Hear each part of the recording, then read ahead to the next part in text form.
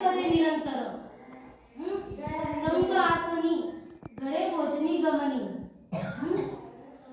आणि संकल्प विकल्प माळवणी पुण्य पाप संग आसनी घडे भोजनी गमनी तुका म्हणे काळ अवघा गोविंद सुकाळ. म्हणजे ज्या हरीने माझ्या देहात निरंतर घर करून राहावे असं त्या संतांचं म्हणणं आहे. म्हणजे कायम स्वरूपी माझ्या सोबत जेवायला बसायला पाहिजे, झोपताना भोजन करताना माझ्या बरोबर देवाने सतत राहावं बा असं त्यांचं म्हणणं आहे. मग त्यामुळे माझ्या मनातले जे संकल्प विकल्प आहे ते येणार नाही.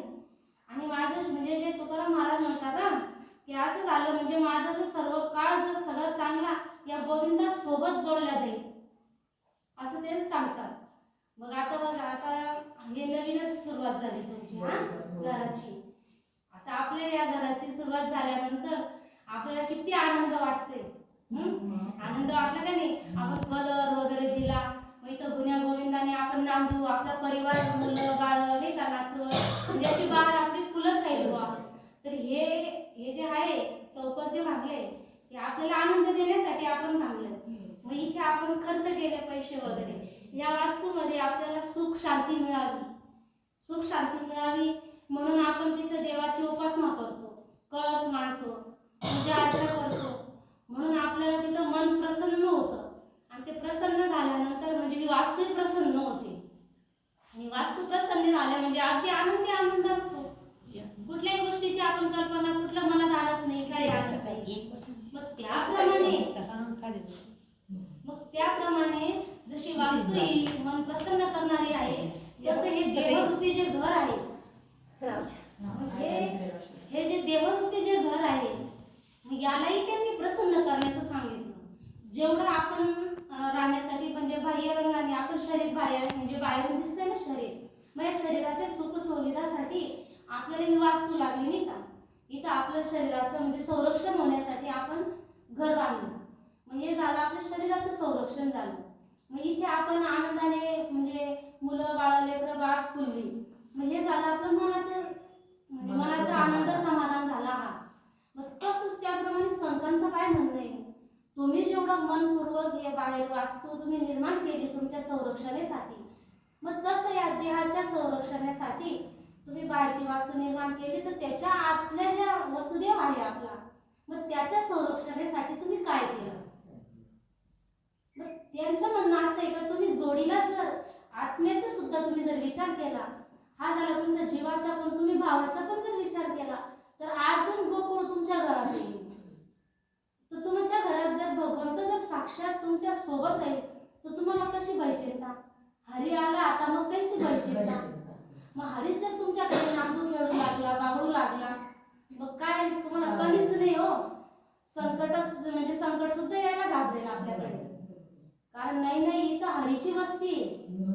कारण ते वचन घेतलंय कलियुगाने का मी अशा घरामध्ये येणार नाही का ज्या ठिकाणी हरीचं नामस्मरण असेल, त्या घराचा म्हणजे त्याला त्रास देणारच नाही मी.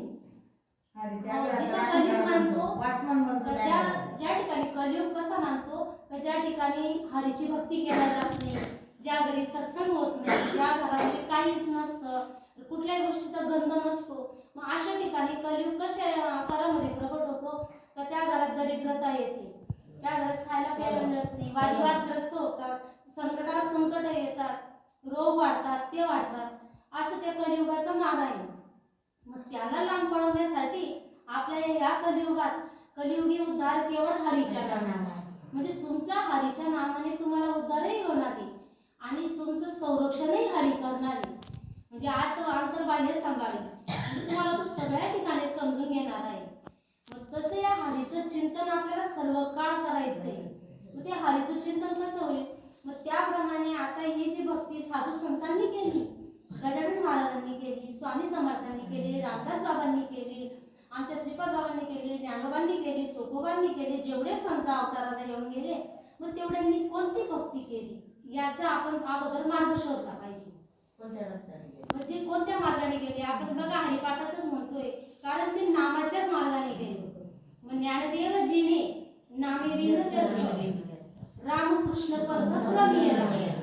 मग ज्या वाटेने प्रभू रामचंद्रांनाही जावं लागलं, प्रभू श्रीकृष्णांनाही जावं लागलं, मग सगळ्या संतांना जावं लागलं, मग त्याच वाटेने जर आपण गेलो ना तर आपला अगदी सफळ आणि सोपा परमार्थ पण होणार आहे आणि संसारही सोपा होणार आहे. त्या गोष्टीला आपल्याला त्रास अजिबात नाही, दुःख सुद्धा येणार नाही, काहीच येणार नाही. मग ती जी पायवाट आहे, तुका म्हणे सोपी केली पायवाट तरावया पार भवसिंधू. मग हा जो भवसिंधू आहे, हा प्रपंच भवसिंधू, याच्यातूनही तुम्हाला करण्याचा त्यांनी मार्ग सांगितला आणि बाहेरूनही सुखाचा मार्ग सांगितला. मग आपल्याला तो मार्ग कुठे भेटेल? तर तो मार्ग असा सद्गुरू जो असतो, सच्चा सद्गुरू संत महात्मे, त्यांच्याचकडे तो मार्ग भेटतो. मग बाकीच्यांकडे का नाही भेटत? कारण तिथं पोपट पसारा चालतोय. तिथं पोपट पसारा म्हणजे कसा, तर त्या भक्तीच्या नावाने लूट केल्या जाते, लोकांची दिशाभूल केल्या जाते. आता माऊली सांगतात 9व्या अध्यायामध्ये, 9व्या अध्यायात ते सांगतात की स्वर्गा पुण्यात्मके पाविजे, ते शुद्ध पुण्य आणि मजा बघा, ते स्वर्गा पुण्यात्मक पापे येईजे, पापात्मके पापे नरका जाईजे, मग माते जेणे पाविजे ते शुद्ध पुण्य. बघा काय सांगतात ते.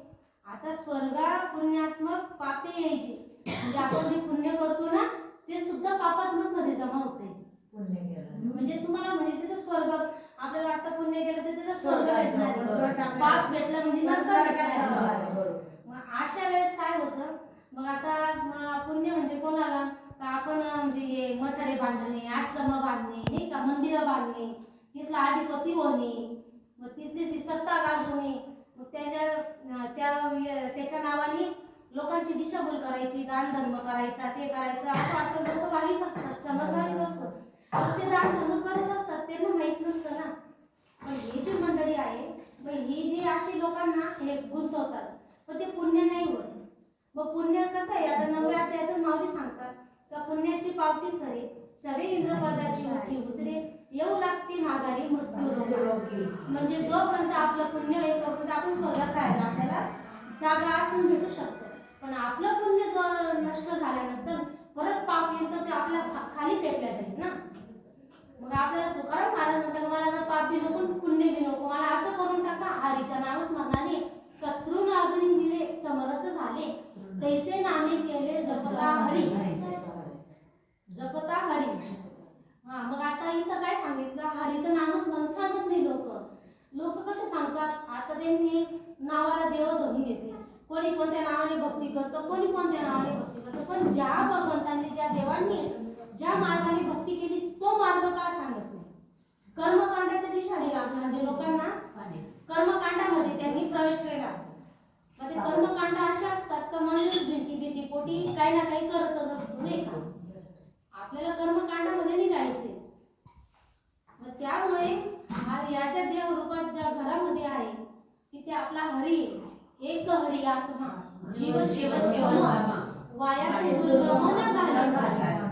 काय झालं, त्यांनी वायात दुर्गमन घाले. मग आज आपण हरीचं नामस्मरण करतो का? आपला पेपर आपण तपासावा. करतो का? कारण हरी हा सांगणारा एकही जन्माला आला नाही. सांगणारे भरपूर आहे पण मार्ग दाखवणारे नाही. जन्माला आले ते साधू संत अवताराला आले. अवतार तुम्हा धराया कारण उतराया जन जड जीवा, म्हणजे ते तिघांचा उद्धार करतात. असे संत महात्म्यांचा शोध केला पाहिजे.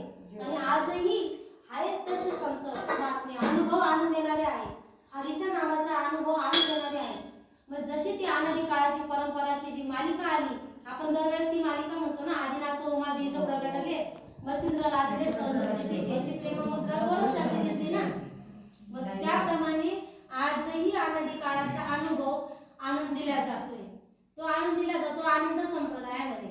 मग ती जी धुरा आमच्या सच्चिदानंद सद्गुरू श्रीपाद बाबांकडे आली. आणि आता आमच्या जे गुरुवर्य वृषाली आई साहेब जे आहेत त्या अनुभूती आणून देतात, त्या नामाची अनुभूती आणून देतात. तुम्ही पूजा म्हणजे ही पूजा पाठामध्ये घडली जाते, भक्तीत घडली जात नाही. भक्ती ही मौन असते. आपण वैखरीचा जप करतो, आपण वैखरीमध्ये बोलतो नाही का. काय असतो वैखरी, आणि त्या वैखरीने आपण शिवीगाळ करतो, अपशब्द बोलतो, हे करतो. मग कसं याच्या वाणीचे जे 4 प्रकार आहेत, मग त्या प्रकार आपल्याला अनुभव आला पाहिजे नाही का. वैखरी, मध्यमा, परा, पश्चंती याच्या 4 वाणी आपल्याला परेच्या पलीकडे जायचे. मग तिथं ते नामस्मरण आहे. ज्ञानदेवा मौन जप माळ अंतरी धरणी श्री हरीचा बेसारा. मग सांगितले मग आज आपण वैखरी वाणीने जप करतोय. मग हा कुठपर्यंत तुमच्या घरातल्या ज्या आत्मा परमात्म्याला ऐकू येईल का? तो जसा गुप्त आहे तसं त्याचं नामही गुप्त आहे. ज्ञानदेव ज्ञान गुणगम्य निवृत्तीने दिले माझ्या आधारे. ते जे गुण आहे, ते जे ज्ञान आहे, ते जे संतांनी म्हणजे ज्ञानेश्वर महाराजांना दिलं ते, आणि त्या ज्ञानाची प्रचिती आम्हालाही आलेली आहे. आम्ही कुठल्या संस्थेत गेलो नाही, आम्ही कुठल्या शाखेत गेलो नाही, मठात गेलो नाही, आश्रमात गेलो नाही. आम्हाला फक्त या 2 पायाच्या रेड्याला माझ्या सद्गुरू सच्चिदानंद श्रीपाद बाबा रामदास बाबा व माझ्या गुरुवारी आई साहेबांनी आशीर्वाद दिला आणि हा रेडा आज तुमच्या समोर बोलतोय. कारण ज्ञानोबाची कृपा व्हायलाही सद्गुरू लागतात. आज ही ज्ञानेश्वरी कोणाच्या जीवावर लिहिली गेली? कारण ज्ञानेश्वर महाराजांना निवृत्ती महाराजांनी ज्यावेळेस बोध दिला, अनुग्रह दिला, त्यावेळेस त्यांना ज्ञान प्राप्त झालं आणि रस्त्याने प्रेत जात होतं सच्चिदानंद बाबांचं. आणि त्यावेळेस त्यांनी सांगितलं ज्ञानेश्वर माऊलींनी काय आहे बा? नाही म्हणे अनुमामू वारले बा, थांबा म्हणे उतरवा खाली. उतरवलं आणि सांगितलं हे सच्चिदानंद बाबा उठा. त्या प्रेताला उठवलं आणि सोबत घेऊन गेले. तर ज्ञानेश्वर महाराजांनी ही गीता ज्ञानेश्वरी सांगितली आणि सच्चिदानंद बाबांनी लिहिली. म्हणजे असा हा संतांचा रहस्य, संतांचं चरित्र खूप खूप कष्टाने लिहिले गेले. आणि आज आमच्यासारखे बुक्कड बुवा पोटबाबूचे संत खरा अनुभव सांगत नाही आणि अनुभव आणून देणार नाही. हो, कितीही टाळ फुटाले, 1-1 किलोच्या चटाकीला आले तरी त्यांना ज्ञानाचा अजिबात लवलेश नाही. नुसतं मनामनी नुसती बोलायची कडी, बोलायचाच भात. म्हणून आज आपण जिथं परमार्थ करत असताना, सत्संगाला जात असताना तिथं आपल्याला अनुभव यायला पाहिजे. कारण अनुभव हा सर्वश्रेष्ठ आहे. तुका चाकून या सांगे अनुभव मजा अंगे. किंवा तुकाराम महाराज अनुभव प्रमाणे तर शब्दांचे गौरव कामा नाही. नुसतं बोलायचं म्हणजे बोलून बोलून नाही. आम्हाला वाचिक ज्ञान नको पाहिजे, अनुभवाचं नाम पाहिजे. आम्हाला अनुभवाचं ज्ञान सांगायला पाहिजे. आता मी जर मिरची खाल्ली तर मला तिखट लागते. तुम्हाला नुसती कळते का ती तिखट आहे बाई म्हणून या बाईला तिखट लागली. तर ती किती तिखट आहे, काय तिखट आहे, तुम्ही स्वतः खाल्ली तरी तुम्हाला तिखट लागेल. मग ते स्वतः घ्यावं लागतं आपल्याला, मग त्यावेळेस ते आपल्याला कळतं. कारण जीभ आहे ना, जीभेने रसण्याची चव कळते आणि नाकाने म्हणजे सुवास कळतो. डोळ्याने आपण पाहू शकतो, कानाने ऐकू शकतो. प्रत्येक अवयवांकडे वेगवेगळे काम दिलेले. मग आज आपले काम जे आहे, मग आता जे आत्म्याचं जे भजन आहे, मग ते कोण सांगतं का आपल्याला? आजपर्यंत लोकांनी फक्त बघा वैखरीमध्ये लावलेले. आता ते म्हणतात रामकृष्ण हरी हा बीज मंत्र आहे, पण नाही ना. रामकृष्ण हरीला बीज मंत्र राहिला असताना तर प्रभू रामचंद्र वसिष्ठांकडे गेले नसते, प्रभू श्रीकृष्ण सांदीपनीकडे गेले नसते. कारण केला ब्रह्मज्ञानी वसिष्ठ मुनी तारकू श्रीकृष्ण सांदीपनी परब्रह्म दावी गेले, मग ते त्यांच्याकडे गेलेच नसते ना. मग रामाच्या नावाने स्वतःच्या नावाने लिहिलं तरी त्यांच्या नावाचा दगड तरला का? त्यांनाच वाटलं का माझ्या नावाने दगड तरताय म्हणे, तर त्यांनी लिहिल्यानंतर काय तो दगड तरला नाही. कारण नाव रूपाचा नाही मिळावा गव्हाची साबण झाली. म्हणून नाव आणि नाम याच्यात फरक आहे, फरक आहे. म्हणून नामापरते तत्व नाही रे अन्यथा वाया आणि पंथाचा शिरसरी. कारण हे नामच इतकं सुंदर आहे तर त्याचा जो आनंद आहे खूप सुंदर आहे. मग आपल्या शरीराला जो आहे, कारण हरिपाठ कीर्तिमुखी जरी गाय पवित्रची होय देह. मग जर देह आपला पवित्र आहे तर आपला आत्मा किती पवित्र असेल? आपला आत्मा हा परमात्मा आहे. तो आपल्याला साक्षी भावाने तो सगळं बघत असतो पण तो बोलत नसतो. कारण त्याला ना आकार नाही, उकार नाही, काही नाही. मग तो जो आहे साक्षात परमात्मा, तोच आत्माला नाही, तोच भगवान श्रीकृष्ण आहे, तोच सगळं काही, तोच पांडुरंग आहे, तोच देव. तुम्ही नाना प्रकारे ज्या बी देवाचं चिंतन कराल तरी तोच आहे. कारण कोणाचे घर हा देह कोणाचा, आत्माला मग त्याचा तोची जाणे. मी तू हा विचार विवेकी शोधावा गोविंदा माधवा ह्याच द्यायचे. देही त्याचा ध्यान त्रिपुटी वेगळा सहस्रजडी उगवला सूर्य जैसा. ज्ञानदेव म्हणे नैनाची या ज्योती या नावे रूपे ती तुम्ही जाणा. मग या ठिकाणी जर आत्माराम येतं, ते आत्मारामाचं भजन करायला पाहिजे. आज आपला प्रत्येक वेळ, प्रत्येक तास, प्रत्येक घटिका, प्रत्येक वेळ वाया जातोय आपला. आता बघा, ज्याची त्याची भावना आहे. कारण जे सद्गुरू आहे ते अवताराला येतात. आता श्री स्वामी समर्थ, श्री स्वामी समर्थ. मग स्वामी समर्थ कशामुळे झाले? मागं पण आपला विषय झाला होता. मग स्वामी म्हणजे काय नेमकं सांगितलं का तुम्हाला? स्वामी कुणाला म्हणतात? स्वामी कुणाला म्हणतात? कारण मी स्वाहा करायला पाहिजे, मी स्वाहा करायला पाहिजे. आपण होम हवन वगैरे करतो, पण अगोदर मी नाहीये, मी मंजू नाहीये. तुम्हाला फक्त व्यवहारासाठी मला मंजू म्हणताय, ओळख आहे, व्यवहारासाठी मला मंजू म्हणताय, पण मी मंजू नाहीये. मी आता आहे. आणि जर 5 मिनिटात माझं काय झालं तर तुम्ही काय म्हणाल? मंजू गेली. जो होता तो गेला, मंजू तुमच्या समोर पडलेली आत्मा. मग माझ्यात जो होता तोच मला चालवत होता, बोलवत होता, नाही का? त्यानेच मला इथपर्यंत आणलं. मी नाही आली. तो जर नसता तर मी आली असती का? बरोबर. मग तो त्याला ओळखायला पाहिजे ना, त्याची जी खूण आहे. म्हणून ज्ञानदेव म्हणे व्यासाची खुणा आणि द्वारकेचा राणा पांडवा घरी. मग जसा तो पांडवांच्या घरी होता, तसं या पंचतत्वाच्या पांडवांच्या घरी सुद्धा तो आहे. हे तुम्हाला सिद्ध मान्य करावं लागेल आणि करून दाखवू. आणि हा अनुभव तुम्हाला प्रत्यक्ष आणून दाखवू. मुखी नाम हाती मोक्ष, ऐसी साक्ष बहुतांची. आणि हे जे आहे हे फक्त तुम्हाला आई सांगू शकते. म्हणजे लेकुराचे हित जाणी लाभण्याचे चित्त, ऐसी कळवण्याची जाती करी लाभावी नव्हती. म्हणजे जी आई आहे तिलाच लेकराचे सगळं काही जाण असते. म्हणून ही जी माझी माऊली आहे, जी माझी ज्ञानेश्वर माऊली संत, तर ही जगाची आई, म्हणून तिला माऊली म्हटले. माऊलीचे एक एक शब्द वाचताना रडायला येतं. कारण हे सोपं नाहीये. लाडू एवढा सार तुमच्या पुढे दिलाय. त्यांनी काय सांगितलं बघा. आणि मजची माझी असता, जेने मी दुरावे पंडुसुता, ते पुण्य ऐसे म्हणता जीवन तुटे काही. परी हे असो आता प्रस्तुत एके परी ते दीक्षित, याजुनी माते याचित सर्व भोगू. मग मी न पाविजे ऐसे, जे पाप रूप पुण्य असे, तेने लादले सरसे स्वर्गायती. जेत अमरत्व हे सिंहासन, ऐरावता सारिकी वाहन, राजा दत्तानी भुवन अमरावती. जेत महासिद्धीचे भांडारे, अमृताची कोठारे, जिये गावी किल्लारे कामधेनूची. जेत वळगे देव पायिका, सैन्य चिंतामणीच्या भूमिका, विनोद वनना वाटिका सुरत रुचिया. म्हणजे काय सांगतात ते? तेव्हा एवढं तुम्ही म्हणजे पुण्य करून करून किती करणार. आणि त्याच्यामध्ये सांगतात तेव्हा हे म्हणजे मजची माझी असता, जेणे मी दुरावे पंडुसुता, ते पुण्य ऐसे म्हणतात जीवन तुटे काही. माझं माझं माझं माझं म्हणून मी पुण्य करून राहिली स्वार्थापोटी, सगळं काही पुण्य करते. माझं मला जीव नको तुटायला पाहिजे, काही माझं नाहीच आहे. हे सगळं त्याच्याच सत्तेने, त्याच्याच सत्तेने हे जे सगळं हे बोलवणारा सगळं तोच आहे. म्हणजे म्हणतात चाले हे शरीर कोणाची आसक्ती. आपण अभंग म्हणतो ना, मग तू कोण बोलवितो आली देखवी ऐकवी एक नादा याने तयाचे भजन चुकवू नका. पण आपण भोजन चुकू देत नाही, पण भजन चुकू देतो.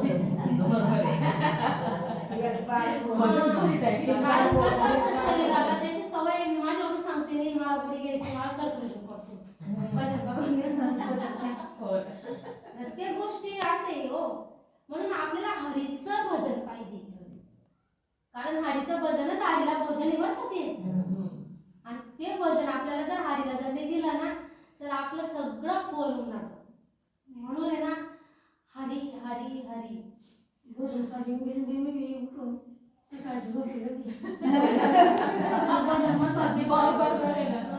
कारण त्यांनी सांगितले प्रत्येक गोष्टामध्ये मी, आणि मला म्हणे मूर्ती पूजेमध्ये बघतात म्हणे.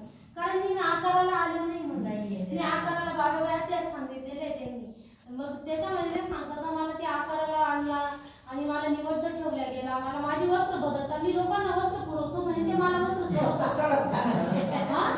बघा तुम्ही म्हणजे किती दिशाभूल केली गेली. त्याच्या नावाने छोटे कपडे म्हणजे दुकानदाराचा मित्र आहे सगळ्या गोष्टीला आहे. मग तिथं त्यांनी काय केलं म्हणे, मी स्वतः अन्न म्हणजे मी पाणी पाऊस जर पाडला नाही तर शेतामध्ये अन्न पिकेल का? आणि ते मला पंचपक्वान्नाचा भोग लागतात. आम्ही खात नाही पेत नाही म्हणजे मला पंचपक्वान्नाचा भोग लागतात. मग तुम्ही मला सांगा, मग पंचपक्वान्नाचा भोग कोणासाठी? हृदयात असून तर हृदयातच उपाशी, कुठे शोधीशी राणेश्वर आणि कुठे शोधीशी काशी.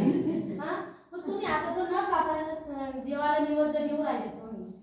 अहो एका ठिकाणी म्हणजे ना खरंच सांगते तसं म्हणजे बाहेर लेकरू भुके ती शनी व्याकुळ होतं ते उष्ट होऊन जाईल पहिले देवाला. तर देव कोण आहे? ते लेकरू होतं का? मग ते उष्ट होऊन जाईल म्हणजे अशा पद्धतीने जे भक्तीचं रहस्य जे चालू आहे आज नवीन फॅडीचा लड्डू गोपाल. एक जण मला म्हणाले खरंच ना म्हणे फोन करून मला सांगितलंय का ताईनी, ताई म्हणे मी ना म्हणे लड्डू गोपाल म्हणजे आलाय बा माझ्या घरी ते सारखं तुला आजी आजी करतोय म्हणे. म्हटलं पण मला कसं वाटलं त्या ताईला मिळाला नाही. त्यांनी मला सांगितलं तर म्हणे मी ना म्हणे 2-3 हजार रुपये भरून आणलं बा त्याच्यासाठी खेळणे वगैरे सगळं घेऊन आले. तू येतं खरी नको त्याच्या हातात पैसे दुकान तू भेटायला ते ये म्हणे. बरं मला कसं वाटलं म्हटलं मी आणलं बी असेल बाबा म्हटलं काय शंका. म्हटलं बाई माझं काय आज जमणार नाही पण मी येईल म्हटलं नक्की. म्हणे ठीक आहे. पण नंतर तिच्या पोरगीने मला फोटो टाकला.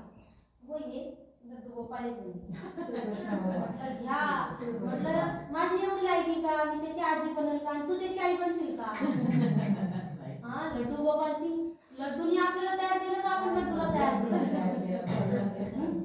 तिला मी फोन लावला विचारलं म्हणे मी भांडेवाल्याच्या दुकानात ना 2,500चा आणला पितळाचा.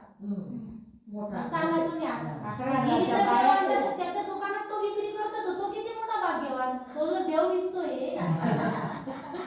मग सांगा आता तो खरा देव विकतो का खोटा देव विकतोय? हे त्याच्या पोटाची कळणी झाली नाही का?